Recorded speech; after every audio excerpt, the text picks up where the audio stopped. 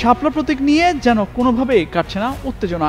এখনো নিজ নিজ অবস্থানে অনড় এনসিপি ও নির্বাচন কমিশন। এই ইস্যুতে একদিকে প্রতীক না পেলে রাজপথের আন্দোলনের হুঁশিয়ারি দিয়েছে এনসিপি, অন্যদিকে তালিকার বাইরে কোনো প্রতীক দেওয়ার সুযোগ নেই বলছে ইসি। এমনকি প্রতীক বাছাইয়ের জন্য আগামী 18 অক্টোবর পর্যন্ত বেঁধে দিয়েছে সময়। নির্ধারিত সময়ের মধ্যে বিকল্প প্রতীক বেছে না নিলে চূড়ান্ত সিদ্ধান্ত নেবে কমিশন। মঙ্গলবার দুপুরে সাংবাদিকদের এ তথ্য জানান ইসির জ্যেষ্ঠ সচিব আক্তার আহমেদ। বলেন, নির্বাচন কমিশনের বিধিমালায় শাপলা প্রতীক অন্তর্ভুক্ত না থাকায় জাতীয় নাগরিক পার্টিকে তা সরাসরি দেওয়ার সুযোগ নেই।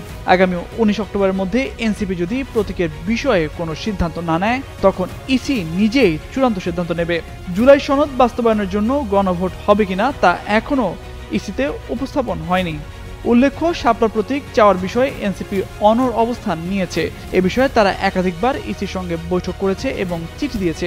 বিভিন্ন সময়ে এনসিপি নেতারা হুঁশিয়ারি দিয়েছেন যে প্রয়োজন হলে এই প্রতীক পেতে তারা রাজপথেও লড়বেন। একই সঙ্গে নির্বাচনে অংশগ্রহণের বিষয়েও পুনর্বিবেচনা করা হতে পারে।